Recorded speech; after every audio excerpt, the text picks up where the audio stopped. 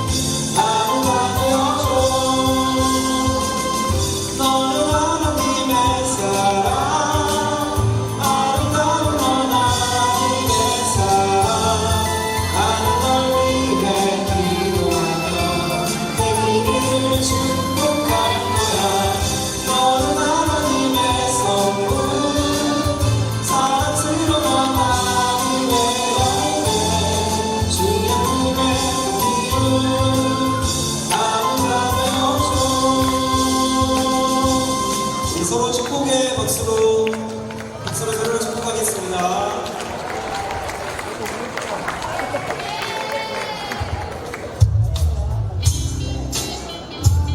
우리의 어둡고 힘든 삶에 빛을 비춰주실 하나님을 기대하면서 함께 찬양합시다.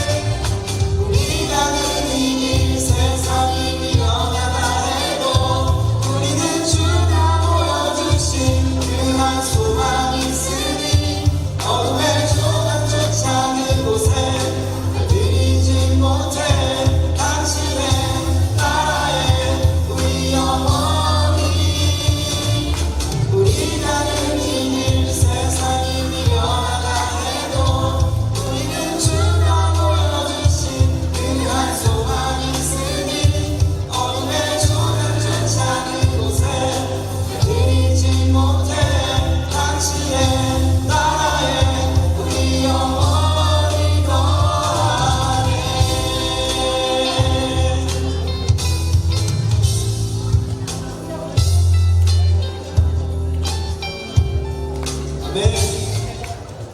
여러분 혹시 어둠 가운데 있습니까? 힘들고 지치고 그런 상황 가운데 있습니까? 그럴 때 하나님은 우리에게 빛을 비춰주실 것입니다. 여러분을 혼자 두지 않으실 겁니다. 우리 함께 언제나 함께 하시는 하나님을 고백합시다.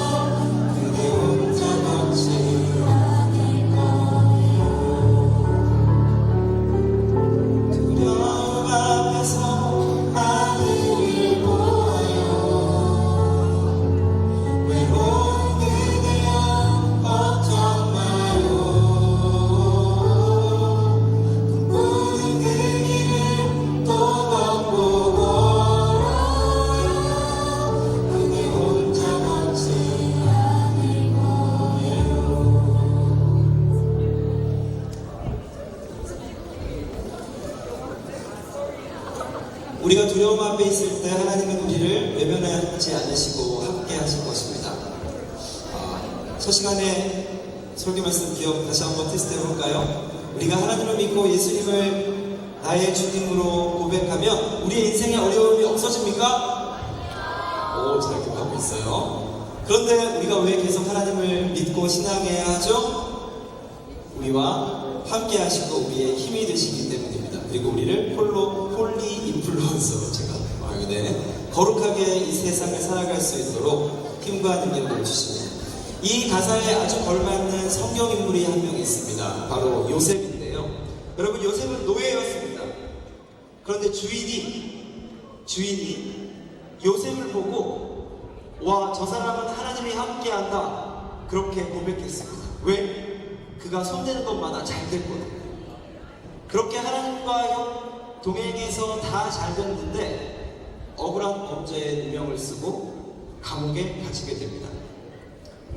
이때에도 계속 하나님이 함께 하시는 것일까요? 다 잘 될 때가 아니라 나 지금 억울한 누명을 쓰고 감옥에 갇혔는데요. 그 요셉의 이야기를 잠시 영상으로 시청하겠습니다. 불 좀 꺼주시면 좋겠습니다. 네, 전부 다 꺼주시면 됩니다.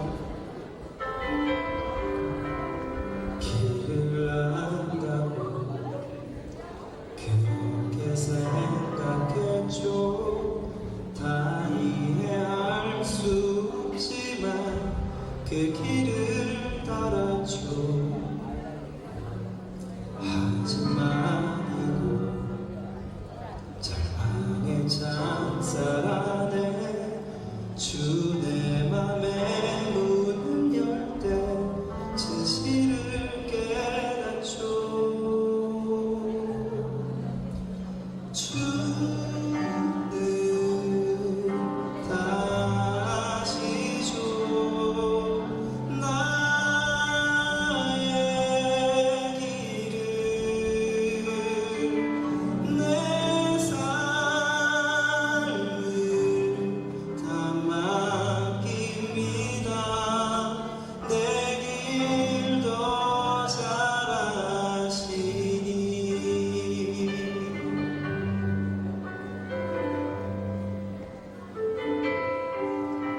해답도 모르는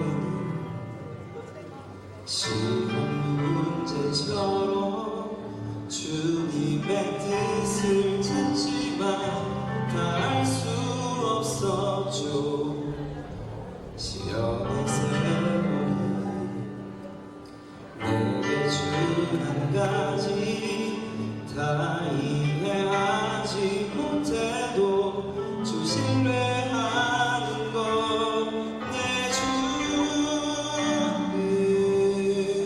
다시 줘 나의 길을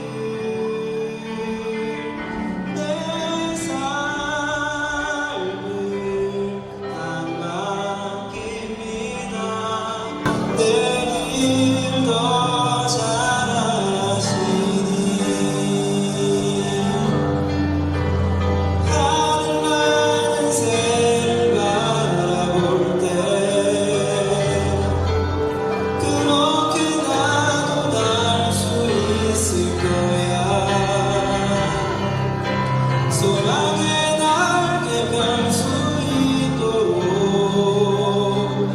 나를 이끄소서. 가르치소서. 내 주님 다시 줘 나의 길을 내 삶을 다 맡깁니다. 나기로 알지 못하나 주님 더 잘 아시니.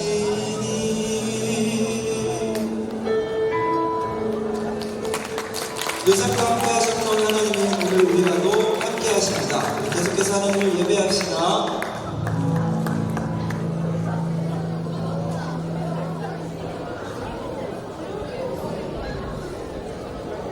이 시간 명지고 MCS 친구들과 명지초등학교 한빛 합창단에서 각각 준비해 주신 곡으로 소개해 주시겠습니다.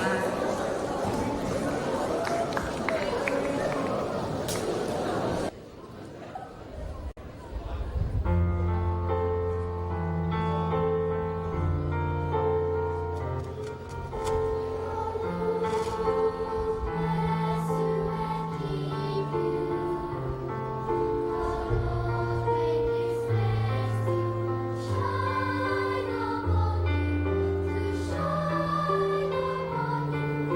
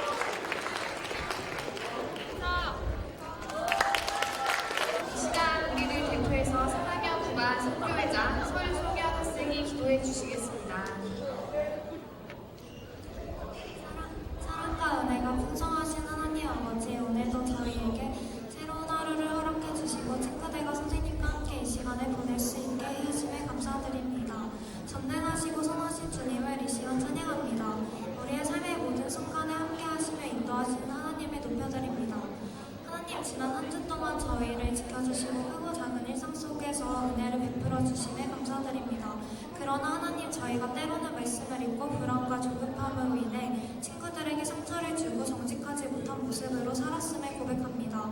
이 시간 저희의 잘못을 주님 앞에 내려놓습니다. 용서하시고 다시 주님의 뜻을 따라 할 수 있도록 도와주세요. 학업의 어려움으로 고민하고 있는 친구들, 진로에 대해 걱정하는 친구들, 이들에게 지혜와 평안을 허락해 주세요. 서로 이해하고 배려하는 공동체가 되게 하시고 저희가 경쟁보다는 협력으로 함께 성장해 나가게 도와주세요. 또한 저희의 필요를 아시는 하나님, 공부에 집중할 수 있는 마음과 체력, 그리고 미래를 향한 희망을 저에게 허락해 주세요. 다가오는 수능 가운데 두려움보다 용기와 지혜를 주시고 최선을 다할 수 있는 힘을 주십시오. 이 시간 말씀을 전하시는 김종아 목사님에게도 성령의 지혜와 담대함을 더하셔서 하나님의 말씀을 온전히 전하게 하여 주세요. 감사드리며 우리에게 생명과 생명을 주신 예수 그리스도의 이름으로 기도드립니다.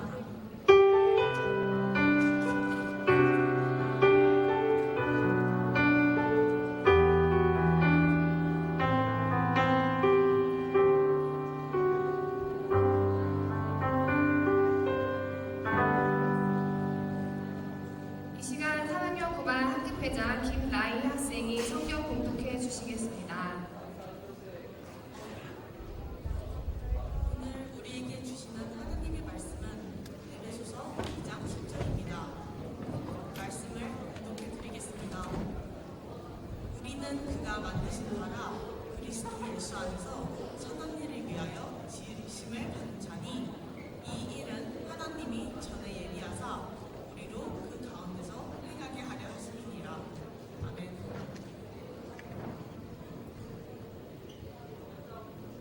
이 시간 3학년 9반 학우들이 너와 나의 모습이라는 곡으로 특송해 주시겠습니다.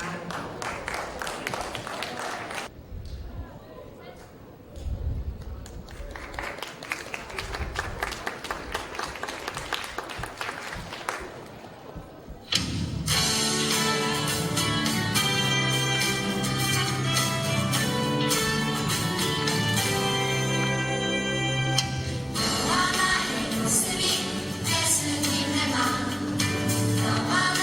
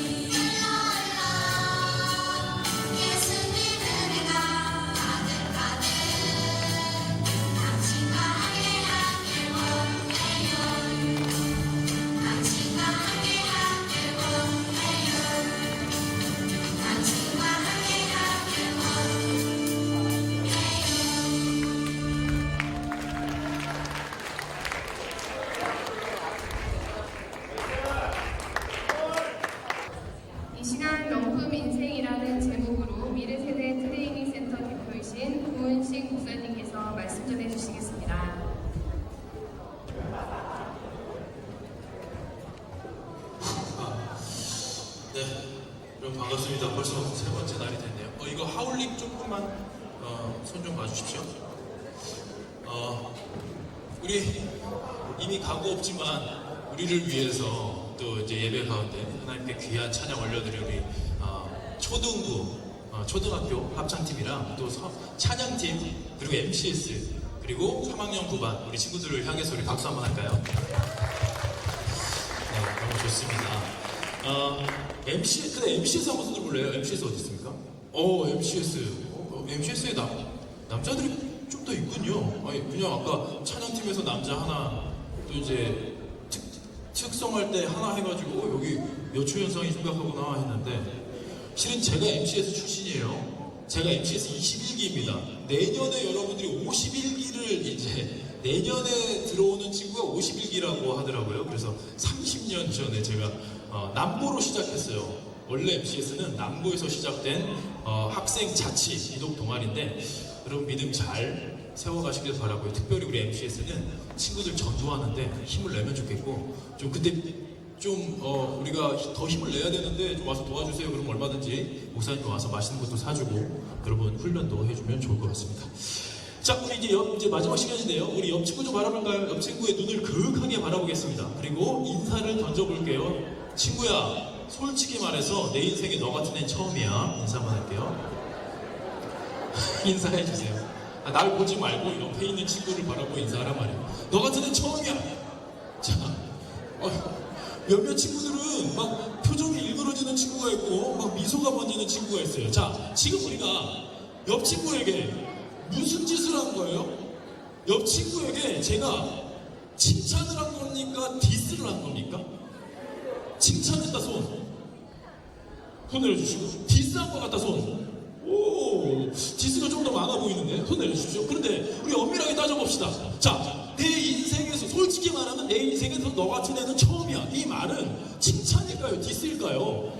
이건 칭찬도 아니고 디스도 아니야. 팩트야. 그렇잖아. 옆 친구 봐봐. 얘 말고 얘랑 똑같이 생긴 애 너희는 본 적 있니? 없어. 이 세상에 나랑 똑같이 생긴 클론은 없단 말이야. 조금 비슷한, 어떻게 좀 위로 올라가면 뭐 먼 친척을 내가지고 약간 DNA가 비슷한지 좀 닮은 꼴은 있을 수 있어도 뭐 그래서 막 진짜 닮은 사람 보면 우리 막 도플갱어라는 얘기를 하긴 하지만 완벽하게 똑같은 사람은 이 세상에 존재하지 않아요. 그래서 지금 내가 친구에게 얘기한 것은요, 실은 칭찬도 아니고 디스도 아니에요. 그냥 팩트를 전달한 거야. 근데 문제는 이걸 듣고선 기분이 좋아진 친구가 있어. 야, 내 인생에 너 같은 애 처음이야. 그치? 난 특별하니까 나 같은 애 네가 봤을 리가 있나? 이런 애는 어떤 애예요? 자존감이 높은 애야. 자존감이 높은 애. 어? 내가 내 스스로를 아주 특별하게 생각하는 자존감이 높은 친구. 자, 그런데 거기에 기분 나빠하는 친구는 어때요? 야, 내 인생에 너 같은 애는 이게 처음이야 라고 얘기했을 때 왜 나한테 이렇게 심한 욕을 하지? 라고 하는 건 뭐야? 너 같은 애라는 것 자체에 약간 디스, 비난이 섞여 있다라고 느끼는 건 뭐야? 내 스스로에게 만족 못하고 내 스스로가 막 당당하지 못하고 이럴 때 이걸 디스라고 여기게 되는 거야. 자, 여러분 여기서 제가 두 가지 단어를 여러분에게 제시해보고 싶은데요. 자존심과 자존감의 차이. 자존심과 자존감의 차이를 나는 명확하게 설명할 수 있다. 한번 손 들어볼까요? 난 자존심과 자존감이 분명한 차이를 설명할 수 있다. 없습니까? 대충 알 것 같은데 또 손 들면 또 앞으로 어저께처럼 앞으로 나오라고 해서 마이크 줄까봐 지금 차마 손을 못 들고 있는 거예요? 자, 자존심은 뭐예요? 자존심은 내가 뭔가 이렇게 좀 올라가려고 하는 마음이 있어. 그러니까 내가 스스로 나를 이렇게 좀 높이고자 하는 마음이 있어요. 근데 이거는 비교에 의해서, 남과의 비교에 의해서 내가 비교 우위로 느껴지면 여기서 뭔가 이렇게 좋아하다가 내가 상대방에 비해서 약간 내가 좀 처진다 떨어진다 하면 거기서 막 상처받고 거기서 막 쭈구리대고 막 그러는 거야. 자존심은요, 자꾸 비교하려고 하는 거야. 근데 자존감은 뭐냐? 자존감은 남과 비교하는 게 아니라 그냥 나 자신을 외부 요인과 상관없이, 누군가의 평가와 상관없이 내가 내 스스로를 만족하고 괜찮다라고 여기면서 감사하는 삶을 말하는 거죠. 자, 자존심이 높은 사람은, 자존심이 센 사람은요, 사회에서 이렇게 이렇게 좀 나보다 낮은 사람 막 짓밟고 싶어 하고, 나보다 높은 사람이 있다 그러면 그 앞에서 비굴하게 이렇게 좀, 굴복하려고 하는 그런 성향들이 있어. 그런데 자존감이 높은 사람은요, 누가 나보다 좀 떨어지는 사람이 있다? 그래서 그 앞에서 막 의심되고 그러지 않아. 나보다 좀 잘 나가는 사람이 있다? 그 앞에서 막 위축되거나 그러지 않아. 왜? 비교를 하려고 하지 않기 때문에 그래. 그냥 내 있는 모습 그대로 나를 받아들이고, 즉 나를 사랑할 줄 아는 사람이 바로 자존감이 높은 사람입니다. 자, 여러분들은 자존심이 센 사람입니까? 아니면 자존감이 높은 사람입니까? 이거를 이제 여러분들이 이제 세계관이 형성되는 이 시기에 저는 여러분들이 자존심을 막 드높이는 사람보다, 자존심을 막 걸고 이렇게 싸우는 사람보다 자존감을 키워낼 수 있었으면 좋겠어요. 그러면 어디서 뭘 하든 여러분들이 비교에 의해서 행복했다가 불행했다가 하는 게 아니라 그냥 여러분들의 인생에 여러분들이 주도적으로 행복을 누릴 수 있게 되는 거겠죠. 자, 그래서 오늘 본문 말씀을 아까 이제 개역개정으로 읽었는데 우리 세 번역으로 한번 같이 읽어볼게요. 시작! 우리는 하나님의 작품입니다. 선한 일을 하게 하시려고 하나님께서 그리스도 예수 안에서 우리를 만드셨습니다. 하나님께서 이렇게 미리 준비하신 것은 우리가 선한 일을 하며 살아가게 하시려는 것입니다. 그래서 오늘은 이제 성경이 여러 개의 번역본이 있는데 그 중에 제가 세 번역을 가져온 것은, 아까는 우리는 그가 만드신 바라 이렇게 이제 표현이 됐는데, 여기서는 우리는 하나님의 작품이라고 이제 여기서 번역이 되어 있어요. 좋죠? 그래서 자존감은 뭐냐? 자신에 대한 존엄성이 타인들의 외적인 인정이나 칭찬에 의한 것이 아니라 자신 내부의 성숙된 사고와 가치에 의해 얻어지는 개인의 의식을 말합니다. 그래서 저는 여러분들 기억했으면 좋겠는 게요, 우리가 만약에 그냥 우연히 생겨난 존재다, 우연히 생겨났는데 내가 그냥 어떤 계획도 없이, 그냥 의도 없이, 뜻한 바 없이 그냥 어쩌다 보니까 그냥 생겨난 존재라고 한다면, 거기서 평가받으면서 손가락질하고 막 이렇게 하는 것이 그냥 그게 내 가치야 라고 생각할 수도 있겠지만, 그러나 우리가 알아야 될 것은 하나님은 당신을 아주 특별한 존재로 지으셨다라는 거예요. 우리 말씀 한번 볼까요? 하나님이 이 창세기 1장에 나오는, 창세기 1장에 보면 태초에 하나님이 천지를 창조하신 이야기에 대해서 나오는데요, 하나님이 자기 형상, 곧 하나님의 형상대로 사람을 창조하시되 남자와 여자를 창조하시고, 그리고 이제 쭉 내려갔어요. 하나님이 지으신 그 모든 것을 보시니 보시기에 심히 좋았더라. 그래서 저녁이 되고 아침이 된 이는 여섯째 날이니라, 이렇게 기록이 되어 있어요. 그러니까 우리는 하나님께서 우리를 지으셨는데 하나님의 형상대로 아주 특별하게 지음을 받은 존재다라는 것을 기억하시길 바랍니다. 그래서 오늘 본문 말씀이 우리는 하나님의 작품이라는 거예요. 그런데 실은 우리는 우리 스스로를 어떻게 생각하냐면, 작품보다는 상품으로 인식하려는 경향이 있어. 그냥 공장에서 찍어내는데 내가 그냥 공산품 같은 느낌이야. 그러니까 나보다 좀 더 비싸게 팔리는 그 다른 상품들과 나를 비교하면 내가 거기서 막 우울해지고 그 안에서 막 비교 때문에 불행해지는 거야. 여러분, 거울 볼 때 어때요? 기분 좋아요? 좀 안타까워요? 여러분들이 이제 뭐 외모를 가지고도 우리는 좀 비교할 수 있단 말이야. 우리는 실은 이런 그냥, 야, 어떻게 진짜 하나님께서 이렇게까지 아름답게 사람을 창조하실 수 있구나, 이런 아주 멋진, 제가 봐도 너무 멋있어. 이 차은우는 남자인 제가 봐도 너무 잘생겼고요, 요즘 또 대세 제니, 와, 얼마나 예뻐. 그런데 여러분, 이게 여러분들 얘네들이랑 딱 비교해 봤을 때, 너무 좋겠다, 저렇게 생기면 어떤 기분일까, 뭐 이런 생각이 들 수 있잖아요. 그런데 여러분, 만약에 세상 모든 사람들이 이렇게 똑같이 생겼으면 어떨까? 자, 가정해봅시다. 우리 여학생들 가정해봐요. 야, 세상 모든 남자가 얼굴이 다 차은우야. 좋아요? 좋아? 너 차은우랑 사겨. 네 남자친구가 차은우야. 근데 같이 떡볶이를 먹고 있는데 떡볶이를 해주는 아저씨도 차은우야. 그리고 버스를 딱 탔더니 버스 운전기사도 차은우. 여기저기 앉아있는 막 차은우들. 그리고 또 이제 가서 헤어지기 전에 우리 편의점에 가가지고 음료수 하나 딱 마시려고 딱 갔는데 알바생도 차서야. 옷만 갈아입으면 누가 내 남자친구인지도 몰라. 행복하겠습니까? 아니야. 만약에 온 세상 남자들이 다 차은우고 딱 하나, 여기 있는 남자애들 아무나 딱 하나 걔만 다르게 생겼다 그러면 아마 전 세계인들의 여인들이 그 남자를 추앙할 거야. 동의가 안 되네. 차은우 이 녀석들이 오케이. 아니, 남자애들이 지금 기분이 나빠졌는데 너희들 입장에서 생각해봐. 세상 모든 여자가 제니야. 좋겠어요?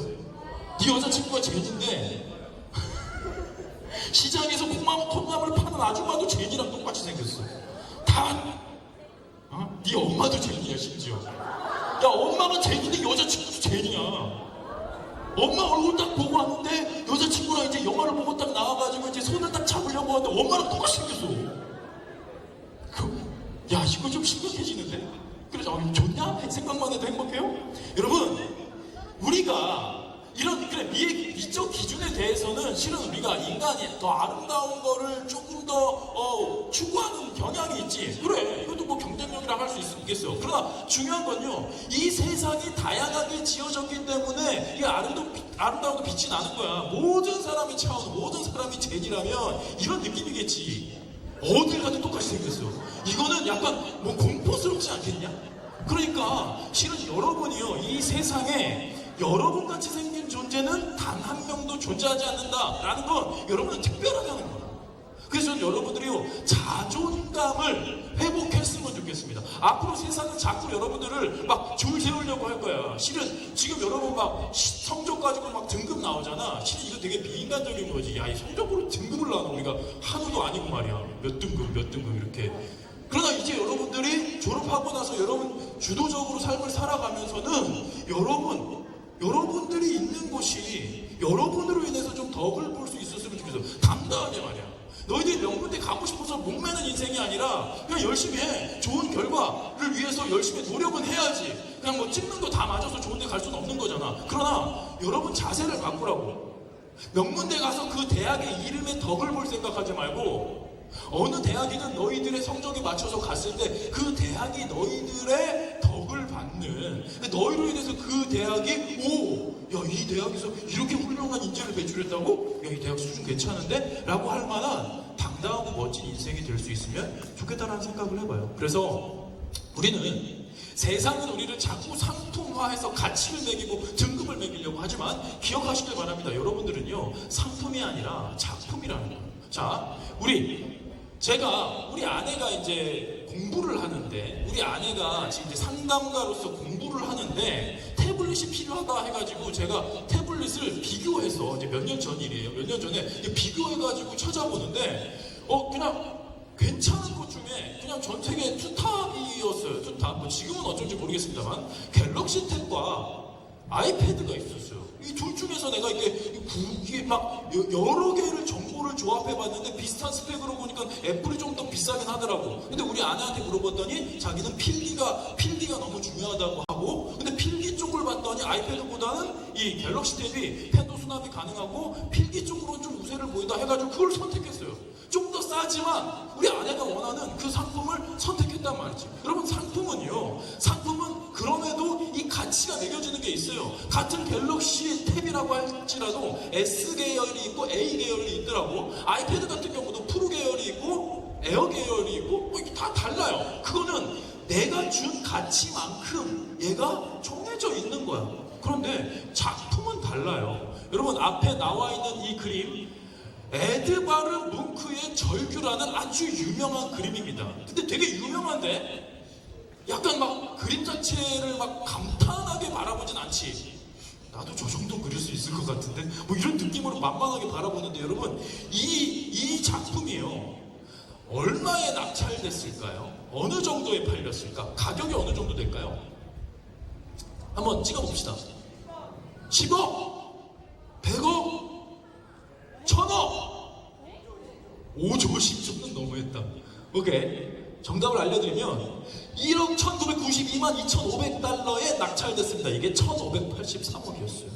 이게 딱 봐도 이게 그림이 뭐 그냥 대충 뭐 중학교 정도에서 이렇게 나온 작품 정도의 수준인데 이 작가의 혼이 여기에 담겨 있고 이 작가의 예술혼이 여기에 담겨 있다고 생각해서 사람들은요 여기에 이 작품에다가 이게 상품이라면 여러분 이걸 똑같이 프린트해가지고 다이소에서 1,000원이면 우리 살 수 있어. 그러나 이 작가의 숨결이 담겨 있는 거는 사람들이 그 가치를 인정하니까 1,500억에 팔렸어요. 여러분 이 그림, 그 다음 그림 볼까요? 레오나르도 다빈치의 살바토르 문디. 살바토르 문디가 무슨 뜻이냐면 이게 라틴어인데요. 살바토르가요 세이비어라는 뜻이에요. 세이비어는 구원자라는 뜻이고요. 문디는요 세상의, 그러니까 세상의 구원자, 이 세상의 구원자, 즉 이게 예수 그리스도를 말하는 거예요. 이 레오나르도가 예수 그리스도를 그렸는데 이 작품은 얼마일까요? 3,000억. 5,000억.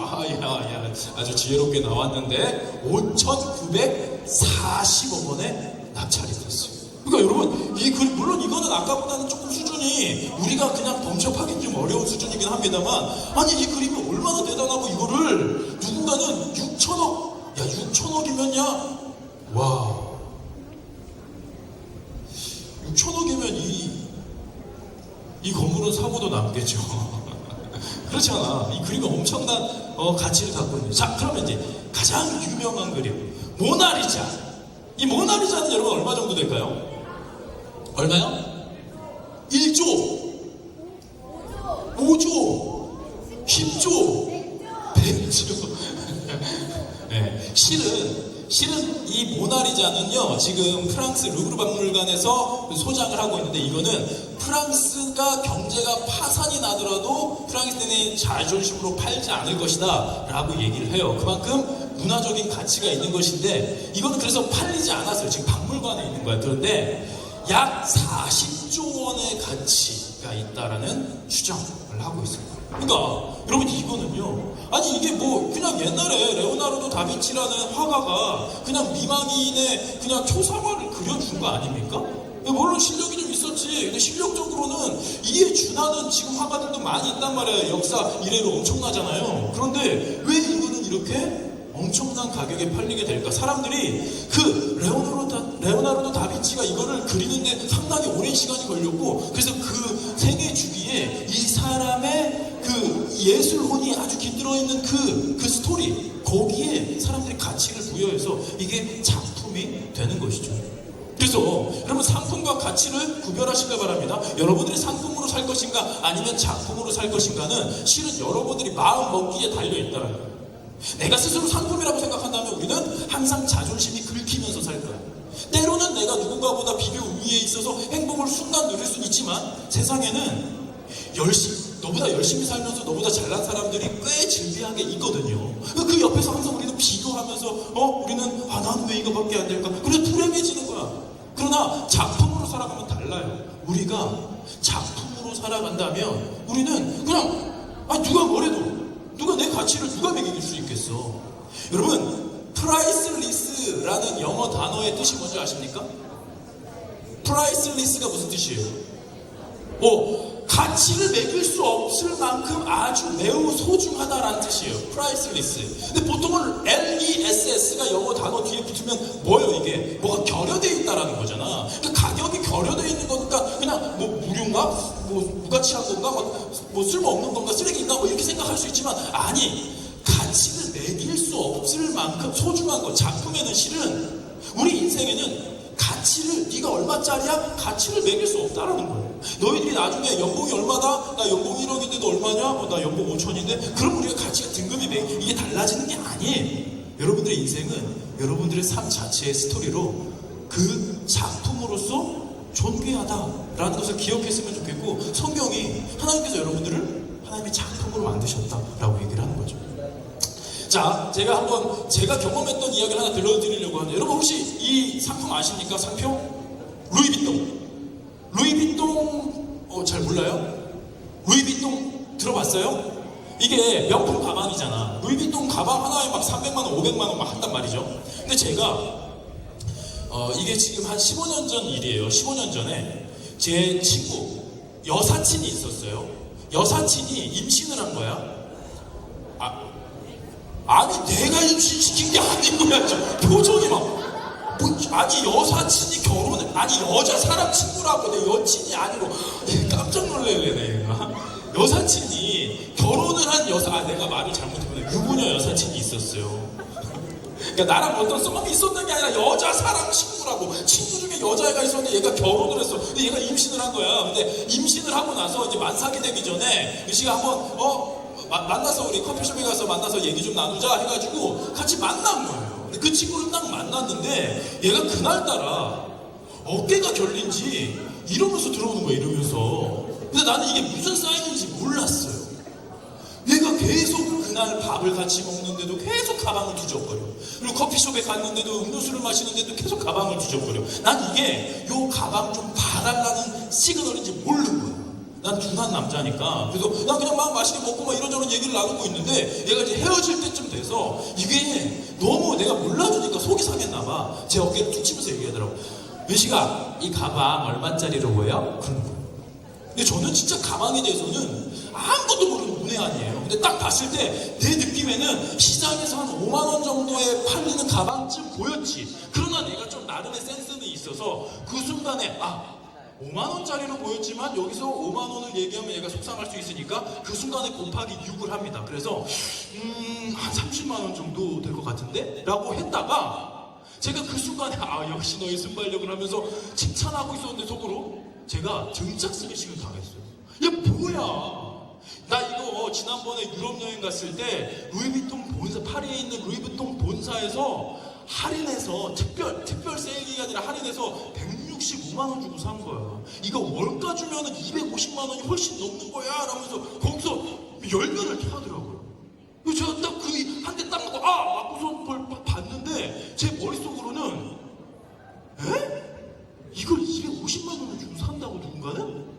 왜? 도대체 왜? 이런 생각이 들었지만 그래도 저는 센스가 아직 남아있었어서 거기서 그렇구나 어쩐지 좀 고급지게 보이더라 이러면서 이제 걔를 달래서 보냈어요.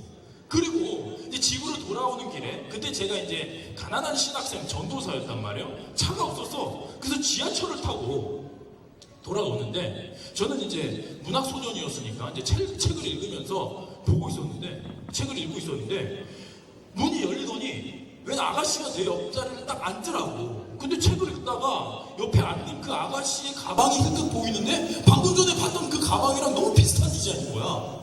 그래서 내가 딱 보다가 해가지고 살짝 이 여자를 흘릿 바라보면서 와 이분도 좀 사는 집안인가 보다. 250만 원짜리를 이렇게 툭 샀으니까. 그러면서 고개를 살짝 들었는데 건너편에 똑같은 가방이 또 있는 거야. 야 무슨 루이비통에서 무슨 대량 창고 세일을 했나? 아니 그럴 브랜드는 아닌 것 같은데 하면서 제가 그 지하철 한산에서 그게 출퇴근길이 아니라서 사람이 많지도 않았는데 한산한 지하철을 둘러보는데 놀랍게도요 그 룸에만 그 칸에만 5개의 루이비통 가방이 눈에 보인 거지.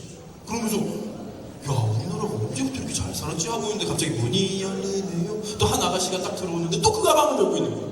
그래서 제가 깜짝 놀랐는데 그러면서 제 머리를 이렇게 딱 강타한 단어가 있었으니 무엇이었을까요? 짝퉁이지 짝퉁. 그래서 맞아 짝퉁 시장도 있다 그랬는데 여기 분명히 짝퉁이 있을 거야 하면서 제가 요런 느낌으로 이거 제가 그린 겁니다.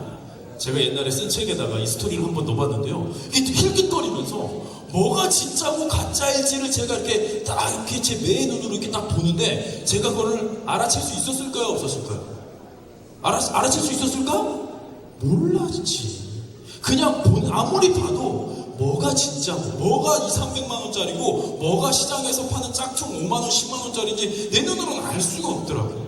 제가 그때 그 생각이 들더라고요. 여러분 저는 명품 가방 내는 거 쓸데없는 일입니다라고 얘기하고 싶은 거 아니에요. 여러분들이 부유하고 충분히 뭐 잘 살아 뭐 알바 안 해도 재정적으로 어려움 없이 그냥 용돈도 많고 뭐 나중에 월급도 많아. 근데 너희들이 갖고 싶은 가방 사는 게 뭐가 문제겠냐. 그런데 이 명품 가방은요 이게 자기가 스스로 이렇게 제 친구처럼 이렇게 드러내서 좀 알아달라고 하지 않으면 실은 사람들은 별로 관심도 없어요. 그리고 관심 있어봤자 이게 진짜인지 가짜인지 알 수 있는 능력 능력도 우리 일반인에겐 없다고. 저는 여러분들이 뭔가 여러분들이 소유하고 뭔가 여러분들이 치장하는 거를 명품으로 바르면 내가 사람들 앞에서 이렇게 의시될 수 있다? 이게 실은 자존감이 아니라 자존심인 거예요. 비교. 여러분 좀 불편합니까? 아니야. 저는 왜 이런 얘기를 하냐면 대학생들 중에 뭐예요 지금? 대학생들 중에요. 아니 집이 그렇게 부유한 것도 아니야. 막 학자금 대출도 받았어.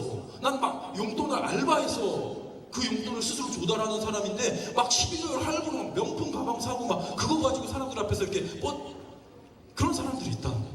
저는 이게 뭐냐면 자존심은 센데 자존감은 낮은 사람들. 다시요.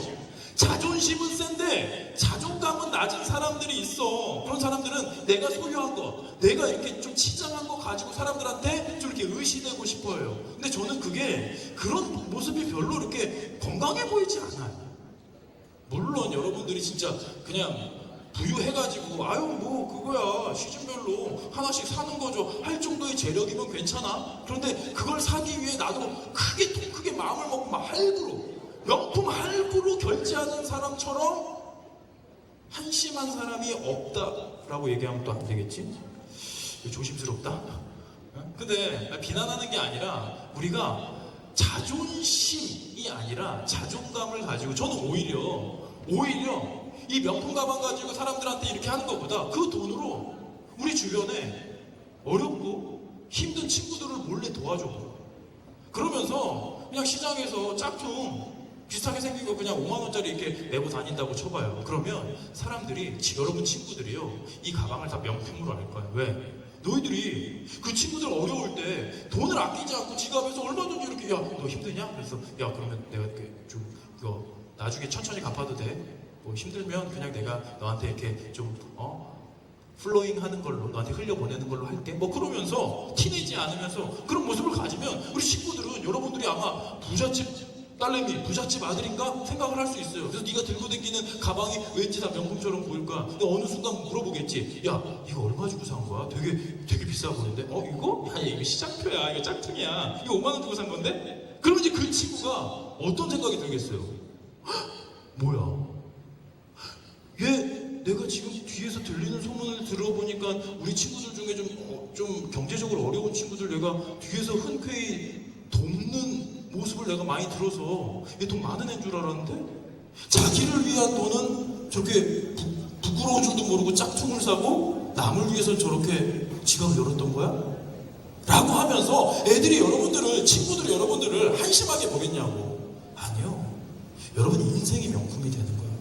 그러면 내가 자기를 위한 소유는 그거는 별로 신경 쓰지 않으면서 남을 돌보고 사랑을 흘릴 줄 아는 사람, 그게 진짜 명품 인생 아니겠습니까? 그래서 전 여러분들이요 소유보다 존재 자체가 빛나는 인생이 됐으면 좋겠어요. 여러분 몸에 걸친 액세서리보다 여러분들의 눈빛이 빛나고 여러분들의 뒤에서 오른손이 하는 일을 왼손이 모르게 하는 그 선행이 빛나는 그런 명품 인생이 됐으면 좋겠습니다. 그래서 우리는 하나님의 작품, 하나님께서 우리를 만드셨는데 뭐예요? 우리가 선한 일을 하며 살아가게 하시려는 것이다. 우리를 지으신 목적 자체가 하나님은요 우리가 서로에게 사랑을 나누고 서로를 품어주고 이끌어주기를 원하세요. 지금 사회에 부조리들이 많이 있지. 때로는 뭐 교회에서도 막 비리도 나오고 막 교회도 막 뉴스에 나오는 일들이 꽤 많이 있어요. 그런데 우리나라에 교회만 7만 개 정도 됩니다. 근데 그 중에 100개 중에 하나만 잘못해도 700개 교회가 뉴스에 나오는 거야. 그럼 나머지 잘하고 있는 교회들은 그 교회에서 어떤 가치를 최우선순위로 삼고 살아가느냐. 그래서 우리 크리스찬들이 먼저 선한 일을 도모하고 좀 하나님의 작품답게 멋지게 살아내면 좋을 것 같아요. 그래서 제가 여러분에게 꼭 해주고 싶은 말은 그거예요. 친구야, 넌 존재 자체로 빛나는 인생이. 우리 옆 친구 좀 바라볼까요? 옆 친구 인사할까요? 친구야, 넌 존재 자체로 빛나는 인생이야. 인사하겠습니다. 예, 좋아요. 지금 얘들아 박수 세 번 시작. 네.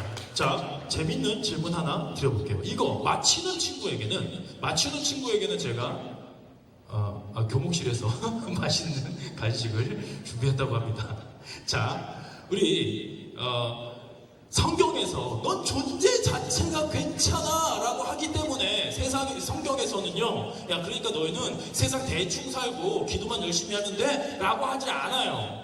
성경에서 우리에게 어떤 가르침을 주는지를 한번 같이 들여다봅시다. 자, 골리앗, 다윗과 골리앗 이야기는 아마 교회 안 다니는 친구들도 많이 들어봤을 텐데, 골리앗의 키가 얼마나 됐을까? 오, 3m! 오! 우리 친구는 나중에 교목실에 찾아오셔서 간식을 받아갔어요. 자, 정확하게 3m까지는 아니지만 한 2m 90 정도 됐다라고 기록이 되어 있어요. 성경에 6규빗 한 뼘, 한 규빗이 남자 성인의 여기서부터 요만큼이야. 그러니까 45cm 정도 돼요. 근데 6규빗이라고 하면 2m 70 정도 되는데 거기에 한 뼘 더 크면 진짜 거의 3m에 육박하는 진짜 거인이었다는 얘기죠. 물론 이 도량형이 조금 지금 현대와는 조금 다를 수 있어서 조금 작아질 수는 있으나 어쨌든 그 당시에 수많은 사람들 중에서 압도적으로 큰 거인이었다는 건 확실한 거죠. 그런데 중요한 건, 제가 궁금한 건 요거예요.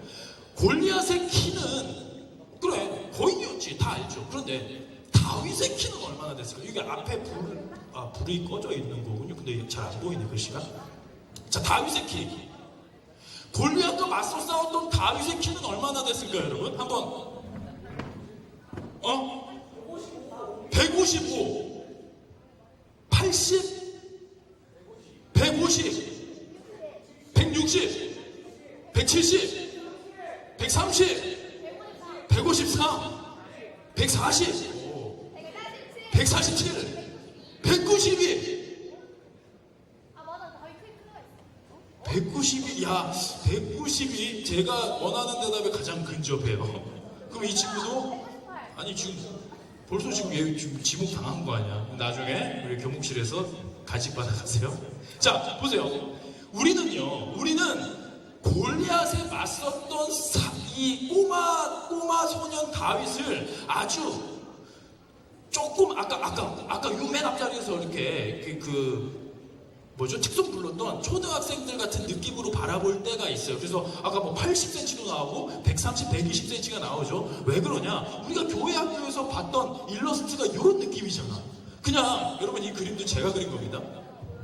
그냥 골리앗에 맞서 싸우는데 이 철부지 꼬맹이 소년, 우리 생각 속에는요, 이게 소년이라는 단어가 나오거든. 그러니까 우리는 아주 어린 초등학생쯤으로 생각을 하는 거야. 그러니까 철부지 꼬맹이, 철부지니까 뭐 아무것도 할 줄 모르겠지. 뭐 돌멩이 던져보기나 했겠냐? 그런데 얘가 믿음은 좋았던 거야. 그래서 너 골리앗 감히 우리 하나님을 욕했어. 내가 가만 안 둬 해가지고 이 기저귀가 어울리는 꼬맹이 소년이 아장아장 달려가서 야! 하면서 돌멩이를 던지는 거야. 근데 당연히 훈련 안 됐으니까 이상한 데로 날아가겠지. 근데 하나님께서 딱 보시더니, 야, 가브리엘, 지금 여기서 내 편 들어주는 애가 다윗밖에 없는데 얘 여기서 지면 내 체면 느껴지겠어. 가서 궤도 수정해. 해가지고 가브리엘이 이상한 데로 날아가는 돌멩이를 갖다가 골리앗의 이마에다 팍 매다 꽂은 사건처럼 생각하는 경향이 있어요. 무슨 말이냐면, 우리는 이 구절을 보면서, 다윗과 골리앗의 싸움을 보면서 철부지 꼬맹이라 할지라도, 아무런 준비가 안 돼 있다 할지라도 믿음만을 가지고 나아가면 하나님께서 그를 들어쓰신다. 믿음 만능주의인 거야. 기도 만능주의인 거죠. 그러니까 이거의 프레임의 빛에서 우리가 어떻게 살아가냐? 그냥 크리스천들이 열심히 노력은 안 해. 안 믿는 친구들과 비교했을 때 더 열심히 노력하지도 않는데 맨날 시험지가 딱 올 때는 맨날 기도하면서, 하나님 아시죠? 저 사랑하신다면 찍는 것도 다 맞게 해주세요. 여러분, 여기서 하나님께서 여러분을 너무 사랑하셔가지고 찍는 거 다 맞게 해주시면 이게 축복일까 저주일까? 이건 축복이 아니라 저주예요. 여러분들 공부를 안 했어. 맨날 탱자 놀았어. 그런데 내가 슬기로운 의사생활, 슬기로운 전공의생활 이런 드라마를 보니까 내가 의사가 되고 싶어. 의사가 있어 보여. 하지만 여전히 공부는 하기 싫어. 그래서 탱자 놀고 맨날 PC방에서 놀다가 시험 볼 때만 기도하는 거야. 하나님, 저 의사 되고 싶어요. 저 사랑하신다면 찍는 거 다 맞게 해주세요. 근데 하나님께서 거기서 다 그 기도를 들어주셨네. 그래서 올백이 나온 거야. 전교 1등이 됐어요. 나중에는 수능도 만점을 맞아가지고 서울대 의대로 수석 입학했다고 쳐봅시다. 그럼 맨날 기도할 때마다 하나님 들어주셔가지고 서울대에서도 수석 입학, 수석 졸업까지 했어. 그러면 여러분 동네에서 이제 개원을 할 때 막 우리 동네의 자랑 막 이러면서 그 병원이 이렇게 생길 거 아닙니까? 근데 그 병원에 사람들이 막 줄을 서는 거예요. 왜? 서울대 수석 입학하고 수석 졸업했는데 인재래, 천재래. 근데 거기에 목숨이 위태로운 환자들이 몰려오는 거예요. 살려주십시오, 선생님. 근데 나는 실력은 하나도 없어. 왜? 나 찍었으니까. 찍는 걸 그냥 하나님이 맞춰주신 거라서 내가 수석을 한 거지. 실력은 하나도 없는 거예요. 난 공부, 연구를 해본 적이 없어. 그럼 어떻게 됩니까? 나한테 목숨을 걸고 나한테 온 그 환자들의 생명이 어떻게 돼요? 위독해지는 거지. 수술을 해야 되는데 하나도 몰라. 이거 본과 3학년 때 배운 것 같긴 한데 이거 어떻게 하는 거지? 간호사한테 막 물어보고 있으면 이 사람 죽는 거야. 여러분, 우리 크리스찬들이요, 지는 노력 하나도 안 해놓고 기도하면서 좋은 결과만 바란다. 이건 하나님의 뜻이 아니에요. 성경적이지 않아. 근데 꼭 그런 사람들이 있다. 남들 8, 90점 맞을 만큼 공부하는데 나는 50, 60점 겨우 맞을 만큼 공부해놓고 좋은 결과를 바래. 하나님, 저 사랑하신다고 했죠? 지난 수련회 때 목사님이 그러시는데 하나님이 저 사랑하신다고? 그러니까 저 찍는 것도 다 맞게 해주세요. 근데 결과가 한 80점이 나왔어요. 야, 60, 70점 맞을 만큼 공부를 했는데 80점이 나왔으면 야, 너무 좋은 거 아니야. 근데 거기서 또 불만을 토로해요. 아니, 나머지 20점은 어디로 갔습니까? 여러분, 이 모습은요, 세상에 덕이 하나도 안 돼요. 우리 크리스찬들이요, 기도 뒤에 숨어서 열심히 노력하지 않는 모습은요, 세상 사람들이 볼 때 비웃을 수밖에 없는 거예요. 그래서 저는 우리 크리스찬들, 예수 믿는 사람들이 더 치열하게 공부하고 더 치열하게 열심을 냈으면 좋겠어. 자, 여기서 아까 왜 192cm라고 말했던 저 친구에게 제가 지금 선물을 주려고 하느냐? 저는요, 최소한 다윗의 키는 180 이상이었을 거라고 저는 생각해요. 자, 왠지 제가 그 근거를 말씀드릴게요. 이 기스의 아들 사울이요, 그 당시 왕이었어. 근데 이 왕이 모든 백성보다 어깨 이만큼 더 컸대. 그 말은 170 정도 되는 사람들 사이에서 190이 넘어가는 장신이었단 말이야. 그 당시 다윗 왕 때에, 다윗의 소년 골리앗에 맞서 싸우는 다윗 때에 왕이 190이 넘어가는 장신이었다고요. 이걸 기억해야 돼요. 이 성경에 2번이나 기록이 돼 있어. 그런데 처음에는 만류하다가 다윗이 내가 싸우겠다라고 하니까 사울이 자기 군복을 다윗에게 입히고 노트를 그의 머리에 씌우고 또 그에게 갑옷을 입힘에 다윗이 칼을 군복 위에 차고는 익숙하지 못함으로 시험적으로 걸어보다가, 자, 이 말은 뭐냐면 190이 넘어가는 장군감이었지. 왕이, 이 왕의 갑옷이 핏이 맞을 정도의 건장한 체격의 청소년이었다는 얘기야. 다윗은 무슨 얘기인지 알겠어? 190이 넘어가는데 만약에 니들이 생각하는 것처럼 120짜리였다? 야, 190의 갑옷을 120짜리 초등학생한테 주는 건 이건 무슨 시트콤도 아니고 말이 안 되잖아. 170이라도 안 돼요. 평범했으면 옆에 있는 다른 장군의 갑옷을 줬겠지. 갑옷이 이거 하나밖에 없었겠냐? 근데 딱 봐도 이 풍채 자체가 조금 작았을 수도 있어. 뭐 사울보다 컸다라는 근거는 없으니까. 그러나 190, 즉 3X 라지를 입어야 되는 사울 왕의 갑옷을 미디엄 사이즈, 스몰 사이즈한테 줄 수는 없는 거잖아. 최소한 다윗은 2X 라지 이상이었다라고 얘기가 결론이 나올 수 있는 거죠. 근데 중요한 건 뭐야? 아니, 지금 다윗의 키가 무슨 상관이야? 상대는 지금 거의 3m에 육박하는 거인인데. 그때 우리가 기억해야 되는 건 뭐냐면, 성경에 우리가 너는 소년이요, 너 가면 큰일 난다. 너는 소년이고 걔는 어렸을 때 저 골리앗은 어렸을 때 용사야. 너 큰일 나라고 했더니 다윗이 사울에게 말하되 주의 종이 아버지의 양을 지킬 때에 사자나 곰이 와서 양떼에서 생기를 물어가면 내가 따라가서 그것을 치고 그 입에서 생기를 건져내었고 그것이 일어나 나를 해하고자 하면 내가 그 수염을 잡고 그것을 쳐 죽였나이다 라고 다윗이 고백하고 있는 거예요. 그 말은 뭐냐? 이 다윗은요, 훈련된 용사였다는 거야. 신체도 건장했는데 훈련을 게을리하지 않았다는 거죠. 이 광야에서 아마 양치기였어요. 양치기 소년이었지. 자기 아버지의 양떼를 했으니까 양떼를 보호하고 있었는데 어느 날 맹수들이 다가와가지고 이 양을 포식하고 가면 피가 흥건하게 됐을 때 아마 처음에는 벌벌 떨었겠죠. 이 다윗이 벌벌 떨면서. 근데 어느 순간 결단했을 거예요. 어린 나이에. 하나님, 이제부터 저희 아버지가 저에게 맡겨주신 양 더 이상 놓치지 않겠습니다. 그러면서 그때부터 뭐가 시작됐겠습니까? 훈련이 시작된 거예요. 그 관역을 이렇게 만들어 놓고 하루에도 수백 번씩 수천 번씩 돌멩이를 던지는 훈련을 게을리하지 않다 보니까 나중엔 어떻게 됐냐? 내가 원하는 곳을 정확하게 맞출 수 있는 실력을 갖게 된 거야. 그러니까 사자나 곰이 왔을 때 맞서 싸울 수 있었죠. 그런데 맞췄는데 그 중에 맷집이 워낙 좋은 놈이 일어나서 나를 해하고자 하면 어떻게?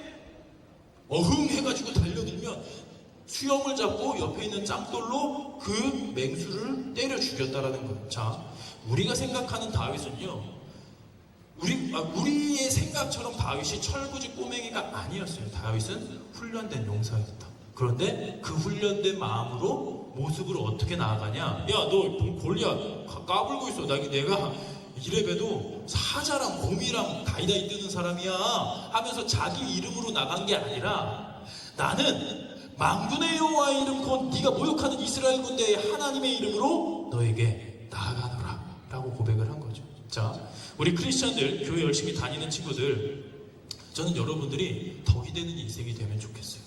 덕이 되는 인생. 그게 뭐냐?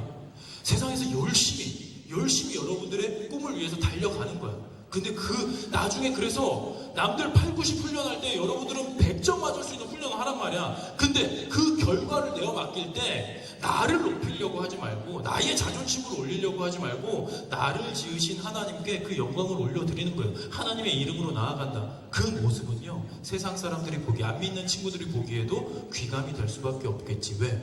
그 자체가 빛나는 겸손한 아름다운 성품의 사람일 테니까요. 그러면서 이 고백을 합니다. 전쟁은 여호와께 속한 것인즉 그가 너희를 우리 손에 넘기시리라. 그랬더니 자기가 실은 남들 8, 90 훈련할 때 100을 훈련해놓고 그 100의 결과를 하나님께 맡긴 거야. 그랬더니 하나님께서 준비된 용사가 하나님께 의지했더니 그 기도를 들어주신 거예요. 그래서 전 여러분, 우리가 예수 믿는 사람들 그제 계속 얘기하는 게 뭡니까? 예수 믿으면 우리가 심판대에서 무죄 처리를 받아서 영원한 천국에 들어가게 될 것입니다. 근데 그거 좋네요 라고 한 다음에 이 땅에서 그냥 탱자 네 멋대로 살라는 얘기가 아니야. 하나님, 우리가 어두운 가운데 빛을 전하는 빛의 전달자들이 되길 원하시는 거고요. 그 삶의 모습은 뭐냐? 최선을 다해 노력하되 나를 위해서, 나의 명예, 나의 이름을 드높이기 위해서가 아니라 하나님의 영광을 위해, 하나님의 뜻을 위해. 하나님의 뜻은 뭐냐? 그 당시에 아주 이스라엘 백성들이 혐오했었던 그룹, 고아와 이방인과 나그네, 객, 이런 이들을 사랑하고 품어주는 거예요. 그래서 여러분들이 빛나는 인생이 될 수 있었으면 좋겠습니다. 자, 이거는 방금 제가 여러분에게 했던 그 다윗과 골리앗 이야기를요, 인공지능한테 제가 노래를 만들어 달라고 했더니 이렇게 만들어 줄 거예요. 한번 들어봅시다.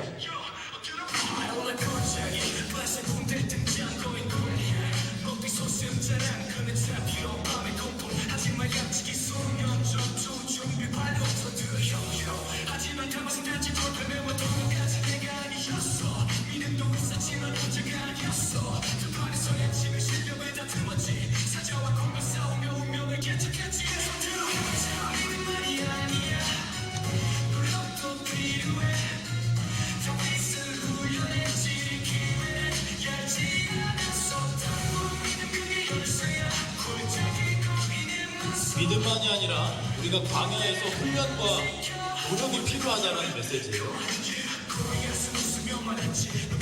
근데 여러분, 놀라운 건 이게 무료 버전 인공지능이 그냥 5초 만에 뚝딱 만들어준 거예요. 그러니까 이제 여러분들이 살아갈 시대는요, 참 어떤 세상이 펼쳐질지 잘 모르겠어. 공부 열심히 잘하는 친구들, 예전에는 좋은 데 가면 내 인생이 탄탄대로일 거라고 생각했죠. 여러분, 부모님 세대에는 그게 정답이었어요. 근데 이젠 달라졌어요. 지금 예를 들어서 뭐 조교 1, 2등 하는 친구들, 법대, 의대 가려고 하는 친구들은 법대와 의대의 장래 진로를 좀 들여다 봐주세요. 지금 미국 로펌 회사들이 텅텅 비고 있습니다. 왠지 알아요? 시니어 변호사들이 이제 새로운 변호사들을 리크루트, 그러니까 얘네들을 이제 채용을 해야 되는데 인공지능한테 다 맡기고 있어. 뭐 3, 40대 아직 한창인 중간급 변호사들이 한 10명 정도의 변호사를 이제 채용해가지고 걔네들 가르치면서 이렇게 해줘야 되는데 그 로펌 회사에서. 근데 이 시니어 변호사가 그냥 한 달에 200불짜리 챗GPT를 쓰면 그 10명한테 이렇게 맡겨서 할 수 있었던 거를 다 할 수 있는 시대가 돼버렸어요. 그리고 의사도 마찬가지입니다. 의사도 이제 앞으로 사라질 확률까지는 모르겠지만 전문가들이 그런 얘기를 하죠. 빅데이터의 80%가 의사를 대체할 것이다. 뭐 이런 얘기 나오죠. 요리사가 사라질 확률은 96%가 나오고요. 회계사가 사라질 확률은 100% 이렇게 됐어요. 그러니까 여러분들이 이제 앞으로 미래를 들여다볼 때는 다른 관점으로 바라봐야 돼. 이 그림은 제가 실은 이거 어저께 그린 거예요. 이거 약간 여러분 교복 같지 않습니까? 여러분 사진을 이렇게 딱 올려가지고 이렇게 해달라고 그랬더니 이렇게 명지고 교복 아닌가요? 좀 이상해요? 그런 느낌이에요. 하여간. 근데 옆에 이제 여러분들은 어마어마한 경쟁들 사이에서 살아가게 될 거예요. 그때 저는 여러분들이 좀 기억했으면 좋겠는 게 하나님이 여러분들을 창조하셨고 하나님이 여러분에게 크리에이티브한 감성을 주셨어요. 근데 앞으로 살아갈 시대에 가장 필요한 건 뭐냐? 머릿속에 남는 지식이 아니라 창의적으로 여러분들의 삶을 개척할 수 있는 자세, 실력이겠죠. 그래서 여러분들이 좀 준비된 모습으로 미래를 맞이할 수 있으면 좋겠다라는 생각이 들고요.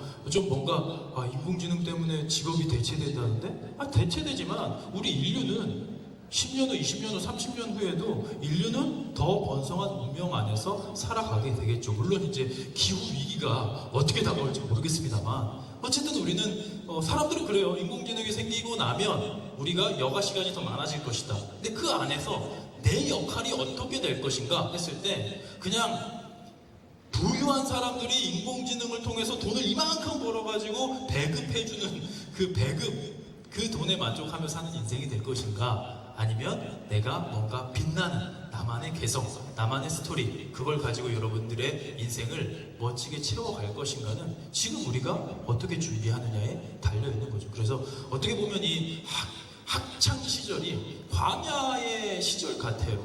광야 같아. 여러분들이 이제 원치 않아도 뭐 학원을 가고 공부를 하고 미래를 위해서 지금은 훈련하는 뭔가 이렇게 솜씨를 뽐내는 자리가 아니라 연마하는 시간이잖아. 근데 그 시간에 다윗도 게을리하지 않고 최선을 다했을 때 하나님께서 민족의 운명을 바꿀 영웅으로 쓰신 것처럼 여러분들이 좀 준비되면 좋겠다는 생각이 듭니다. 요 한 가지 좀 제가 겪은 이야기를 하고 좀 마무리를 하려고 하는데요. 여러분 제가 어떻게 생겼어요? 좀 비실비실하게 생겼습니까? 아니면 좀 강인하게 생겼습니까? 강인하게 생겼어요? 제가 어디 가도 힘자랑해서 힘겨루기에서 접은 기억이 거의 없어요. 이렇게 얘기했더니 어느 학교에서 고3짜리가 자기가 정규 짱이라고 해가지고 팔씨름 신청을 했는데 제가 또 어렵지 않게 이겨줬어요. 어떤 친구는 고등학교 전국 팔씨름 대회 4위에 입상한 애였어요. 전국. 그래서 야, 얘 전국 꾸면 쉽지 않겠는데 저는 그때 당시 한 30대 중반이었고 그래서 했는데 생각지도 않게 너무 이렇게 쉽게 이겨버려가지고 저도 놀랐던 기억이 있습니다. 지금 제가 40대 중반에서 이제 후반으로 넘어가는 나이인데 지금도 제가 턱걸이를 한 30개 정도 해요. 제일 많이 했을 때는 이제 48번. 표정들이 막 어쩌라고 뭐 이런 표정인데 하여간 제가 어딜 가서 이제 힘에 있어서는 뭐 이렇게 좀 힘이나 또 어렸을 때부터 격투기 뭐 합기도랑 태권도도 하고 해가지고 막 이렇게 시비 붙거나 싸울 일도 별로 없었지만 그런 거에 있어서 막 쭈구리가 되는 그런 스타일은 아니었단 말이죠. 근데 제가 고등학교 1학년 때 그러니까 명지고등학교였어요. 명지고등학교 1학년 그때 여고랑 합치기 전이었기 때문에 남자애들만 있었어.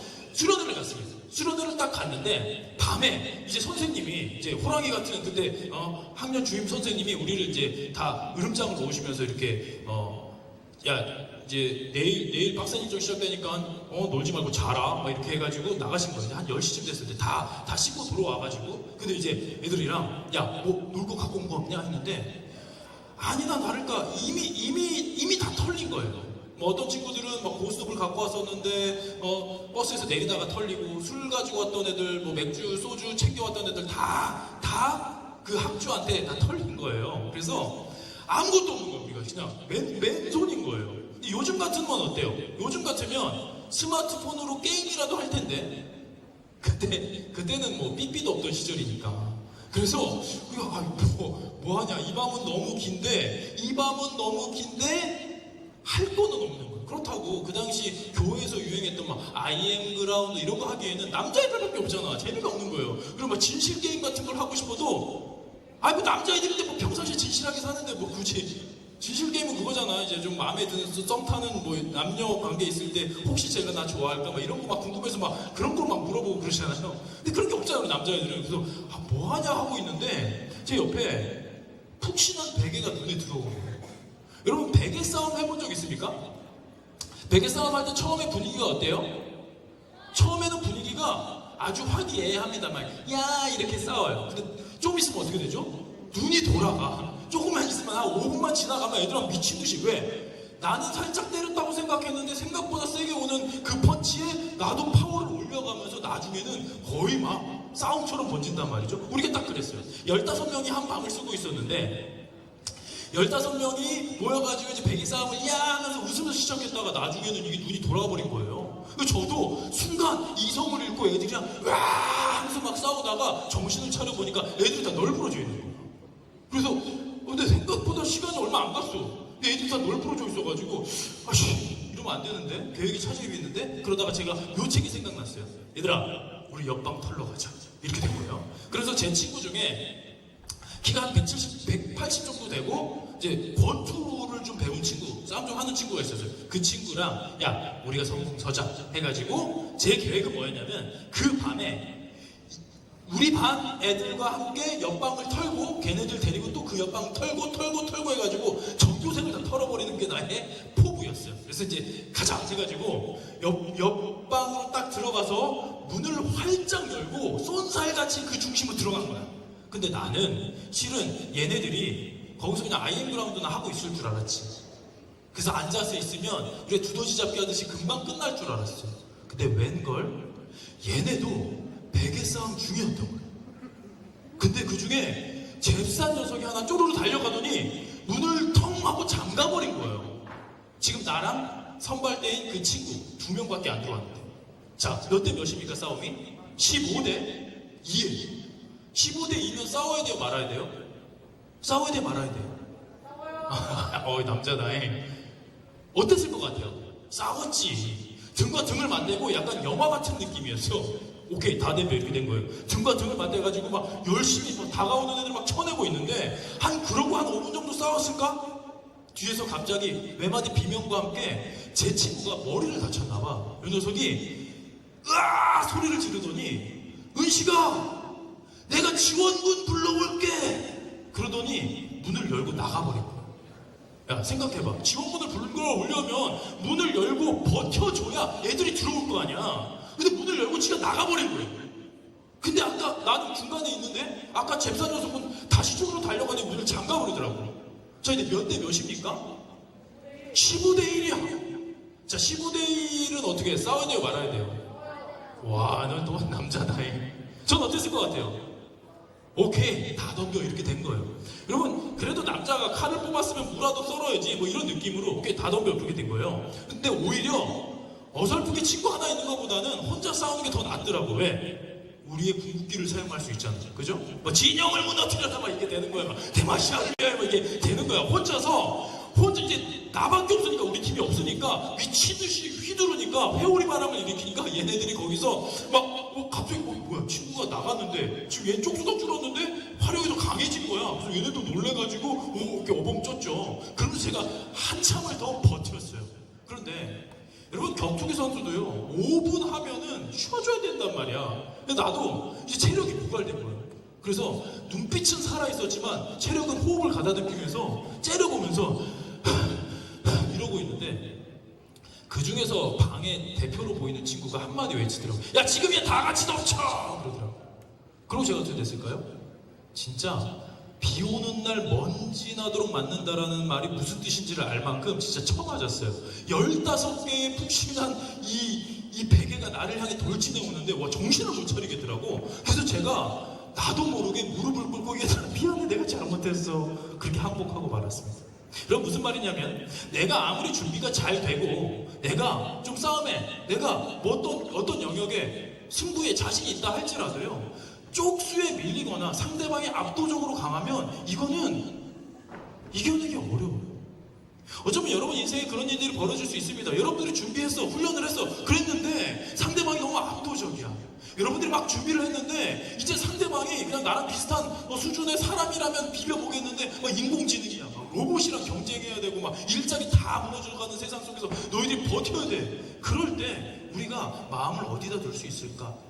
그럴 때 제가 말씀 한 구절, 이 구절 보면서 오늘 마무리하도록 하겠습니다. 이 말씀은 뭐냐면, 엘리사라는 선지자가 있었어요. 성경에는 선지자들이 있었는데 이 선지자는 하나님의 뜻을 이스라엘 백성에게 대언하는 사람들이었어. 그런데 어느 날 이 북이스라엘에 아람 군대가 쳐들어옵니다. 아람이라는 나라가 있었는데 이 나라가 이웃 나라인데 침략 전쟁을 해서 오는 거야. 근데 그때마다 이 이스라엘에서 놀랍게도 마치 기다렸다는 듯이 이거를 마주 나가가지고 다 물리치는 거야. 그러니까 이제 아람 왕이 열받은 거예요. 아, 우리 분명히 지금 기습작전으로 해가지고 얘네들이 약한 데를 공격해가지고 공략하려고 했는데 그때마다 얘네가 마치 알고 있었다는 듯이 나오니까 화가 난 거예요. 그래서 이 아람 왕이 어떻게 했냐면, 야, 어떤 놈이 밀정이야? 이 장군들 회의하는데, 야, 누가 밀정이야? 누가 우리의 비밀 회의를 적에게 노출시키는 거야? 빨리 자수해. 뭐 이러고 있는데 장군들이 그러는 거죠. 왕이시여, 그게 아니라, 아람 왕이시여, 지금 우리 안에 밀고자가 있는 게 아니라 제가 듣기로는 저 이스라엘에 하나님의 선지자가 있다고 합니다. 그 하나님의 선지자가 하나님을 통해서 이 이야기를 듣고 왕에게 전하는 것 같습니다, 라고 얘기를 한 거예요. 여러분, 여기까지 들었으면 이 아람 왕은 어떻게 됩니까? 철수해야지. 왜 지금 신이 개입했다고? 그럼 큰일 나겠다, 도망가자, 이렇게 했어야 되는데 이 아람 왕이 기고만장해가지고 어떻게 했냐면, 그래? 그럼 그 시기에 먼저 죽이러 가자, 이렇게 된 거예요. 그래서 엘리사 선지자가 살고 있는 사마리아가 그때 수도였는데, 사마리아 바로 옆에 도단이라는 작은 성읍에 엘리사가 살고 있었어요. 그러니까 우리나라로 따지면 일산 정도라고 볼게요. 서울 옆에 일산 정도에 살고 있었다고 쳐봅시다. 그런데 서울을 함락시키려고 왔던 군대가 일산을 포위하면 어떻게 되겠어? 그럼 일산에서는 개미 한 마리도 빠져나갈 수 없겠지. 왜? 엄청난 부대가 온 거잖아요. 그러니까 수도 사마리아를 함락시키려고 왔던 어마어마한 부대가 도단이라는 작은 성읍을 에워싸니까 난리가 난 거야. 그래서 엘리사의 제자가 와가지고 이렇게 두려워가지고 얘기하는 거예요. 이 하나님의 사람이 엘리사거든요. 엘리사의 사환이 일찍 일어나서 나가보니 군사와 말과 병거가 성읍을 에워쌌는지라 그의 사환이 엘리사에게 말하되, 아, 내 주여, 우리가 어찌하리까 하면서 막 통탄해하고 있어요. 두려워하고 있어요. 근데 그때 엘리사가 뭐라고 하냐면, 대답하네. 두려워하지 말라. 우리와 함께한 자가 그들과 함께한 자보다 많으니라 한 거예요. 생뚱맞게. 지금 무슨 선지자 그룹에서 제자들이 아무런 장비도 없는데 이 선포를 한 거예요. 그러고 나서 기도를 시켜요. 기도를 해요. 그 기도가 뭐냐면, 엘리사가 뭘 기도하냐면, 하나님, 여기서 제가 죽으면 사람들이 여호와 하나님을 비웃을 거 아닙니까? 그러니까 저 좀 살려주세요, 이렇게 딜을 건 게 아니라 엘리사가 아주 멋진 기도를 합니다. 기도하여 이르되, 여호와여, 원하건대 그의 눈을 열어서 보게 하옵소서 하니 여호와께서 그 청년의 눈을 여시매 그가 보니 불말과 불병거가 산에 가득하여 엘리사를 둘렀더라. 아멘. 이게 뭐냐면, 하나님, 어저께 얘기했죠. 그저께도 얘기하고, 우리는 영적인 존재예요. 우리 영혼은 죽고 나서도 영원히 존재할 겁니다. 불멸할 거예요. 자, 성경에는요, 천사가 있고요, 악한 영들이 있습니다. 근데 성경에서 얘기하는 것은 하나님을 믿고 하나님의 자녀된 사람들에게 하나님께서 천사를 통해 우리의 삶을 보호해 주신다라는 거예요. 그래서 엘리사를 둘러는 걸 보고 나니까 이제 이 덜덜 떨던 청년도 알게 된 거예요. 왜? 지금 저기 아람 군대가 어마어마했는데 내 눈에는 안 보였었는데 엘리사가, 그러니까 스승이 기도하고 나니까 내 눈에 천사들이 보이는 거예요. 근데 그 천사들이 어마어마하게 늠름한 모습으로 이렇게 야 이제야 보이냐? 우리 아까부터 와 있었어 임마 이런 느낌인 거죠. 그래서 저는 하나님이 우리와 함께 하신다. 하나님이 여러분의 인생 가운데 여러분이 하나님께 마음을 열기만 하면요, 여러분들이 지금 어제 그저께 어떻게 보면 교회 안 다니는 친구들, 여러분들은 지금 복음의 엑기스를 지금 몰아쳐서 들어본 거예요. 그러면 성경에서 우리 믿는 크리스천들에게 무슨 이야기를 하냐? 하나님은 영이시고 우리를 하나님의 자녀 삼아 주셨고 그 가운데 우리와 함께 하신다는 거죠. 그래서 우리가 세상을 살아가면서 뭐 여러 가지 문제가 있을 수 있어, 여러 가지 어려움이 있을 수 있어요. 그런데 이 말씀 너무 중요한 말씀이에요. 몸은 죽여도 영혼은 능히 죽이지 못하는 자들을 두려워하지 말고 오직 몸과 영혼을 능히 지옥에 멸하실 수 있는 이를 두려워하라. 여러분, 이게 하나님이십니다. 하나님이 우리의 존재의 주권자가 되시는 거예요. 그래서 우리가 이제 준비됐으면 좋겠어요. 전 여러분들이 하나님 앞에서 이 광야 속에서 여러분들의 돌팔매를 열심히 던지면서 준비했으면 좋겠습니다. 근데 싸울 날을 위하여 마병을 예비하는 거예요. 우리가 열심히 공부하는 거, 훈련하는 거. 그런데 그 이김, 그 승리는 여호와께 있느니라. 그래서 하나님께 영광 돌려드리는 삶을 사셨으면 좋겠습니다. 마지막으로요, 이것을 너희에게 이르면 너희로 내 안에서 평안을 누리게 하려 함이라. 세상에서는 너희가 환난을 당하나 담대하라. 내가 세상을 이기었노라 하시니라. 이게 하나님이 우리를 향한 마음이에요. 그래서 지금 여러분에게 복음은 강요되어지는 게 아니라 이렇게 들려지는 거거든요. 그래서 지금부터 여러분들이 좀 고민을 해보셨으면 좋겠습니다. 이 부흥에 지나고 나면서 여러분들이 세상을 바라보고 여러분들의 삶을 바라보고 여러분들의 운명을 바라보고 여러분들의 죽음 이후를 바라볼 때 조금 더 진지해지고요, 한번 궁금증을 가지고 들여다보면 좋겠어요. 그리고 궁금증이 생기면 교목실을 찾아가서 여러분들을 위해서 매일 기도하시는 제가 수많은 교목 목사님들을 많이 뵀는데 이렇게 학생들을 사랑하는 분은 진짜 제가 모교라서가 아니라 정말 처음 뵌 것 같아요. 너무 좋은 목사님이세요. 이 목사님에게 다가가셔서 또 여러분 질문하시고 또 뭐 어려운 질문 이거는 대면에서 하기 어렵다? 그러면 저한테 인스타로 DM으로 이렇게 보내주셔도 좋고요. 제가 욕하지 않습니다. 그래서 함께 나아가면 좋겠고, 교회는 여러분이 친한 친구 중에 교회를 다니는 애들이 있을 거야. 있긴 할 거란 말이지. 그 친구에 다가가서 같이 전하면 좋겠어요. 그리고 교회 다니는 친구들 잘 들어주세요. 또 MCS 친구들도 잘 들어주고, 복음을 전한다는 건 생명을 살리는 일입니다. 이거에 우리가 게을리하지 않고 주저하지 않았으면 좋겠어요. 그래서 여러분의 삶으로 친구들을 감동시키고요, 그리고 그들을 하나님께로 영원한 생명으로 인도할 수 있는 여러분 됐으면 좋겠습니다. 그래서 그냥 그 자체가 빛나는 인생, 명품 인생이 됐으면 좋겠어요. 이제 세상은 앞으로 여러분 앞에 세상은 거센 파도처럼 다가오겠지만요, 준비된 사람은 거센 파도 앞에서 준비된 사람은 이 거센 파도를 기다립니다. 그리고 이렇게 파도 타게 하는 거죠.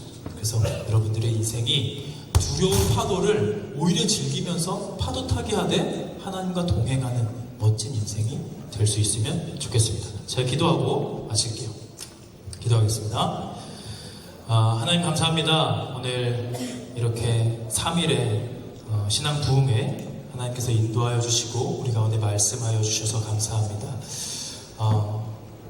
우리가 이 세상을 살아가면서 때로는 하루하루 그 주어진 시간에 충실하다 보면 더 멀리 우리의 인생에 대해서, 이 세상에 대해서, 그리고 죽음 너머에 있을 우리의 운명에 대해서 생각을 잘 못할 때가 있지만, 오늘 이렇게 우리가 함께 전교생이 말씀 앞에 예배 가운데 고민하게 하시고 듣게 하여 주셔서 감사합니다. 이제부터 우리가 더 진지하게 우리 삶을 들여다보게 하여 주시고, 우리가 어디로부터 와서 왜 살아가며 또 어디로 가는지 고민하게 하시고 질문하게 하시고, 그 질문의 끝에 서 계신 하나님을 만날 수 있는 은혜를 허락하여 주옵소서. 우리 교회 다니는 친구들은 또 복음을 전하는데 더 힘을 내게 하여 주시고, 또 믿지 않던 친구들도 마음을 열고 복음 앞에 나아올 수 있도록 우리 가운데 임재하여 주셔서 우리 모두가 빛나는 인생, 명품 인생이 되게 하여 주시고 하나님의 사랑을 듬뿍 받는 하나님의 영광을 선포하는 인생 될 수 있도록 주님 함께하여 주옵소서. 감사드립니다. 이 모든 말씀 예수님 이름으로 기도합니다. 아멘. 수고하셨습니다.